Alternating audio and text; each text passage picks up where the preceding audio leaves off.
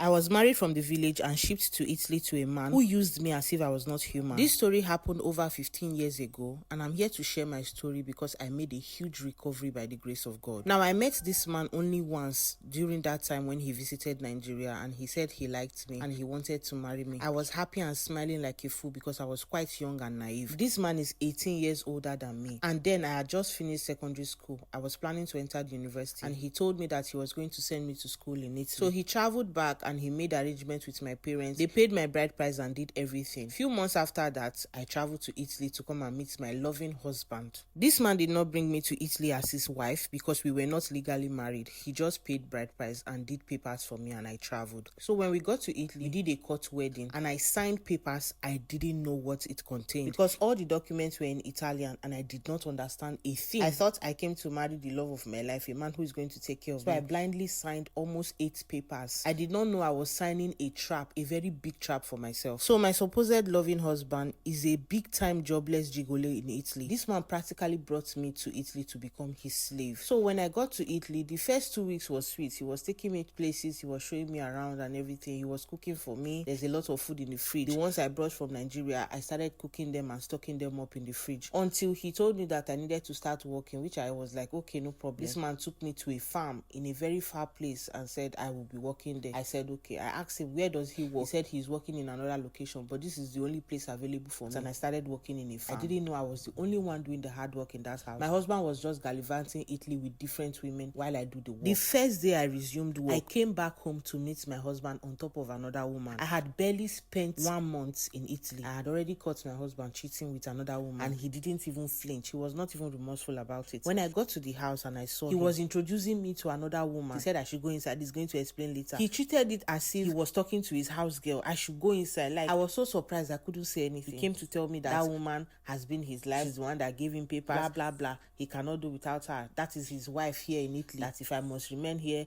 I have to cope with all of this. Why did you bring me if you knew you had a wife? He said they are not legally married, but she's somebody he cannot do without. So anytime she comes here, I should respect her. He was giving me all sorts of rules and regulations. So you were sending me out to go and work so you will have the opportunity to do this. Where exactly do you work? He said I shouldn't question him. That was when I knew that I had entered trouble. The next day I got to work. So one lady that we worked together noticed that I was not looking myself. We came from the same state. So she was asking me, what's wrong with you? Are you okay? I said I was fine. I didn't know who to trust. I can't just open my mouth and start talking. So I kept on managing all his nonsense. The woman he introduced to me was not the only one I met him with. I saw him with different other ladies. He will bring ladies, do what he wants to do, and they will pay him money. Hey, I was so surprised to my bones that a man is doing this. I thought it is only for ladies. I managed all this nonsense for good 2 years.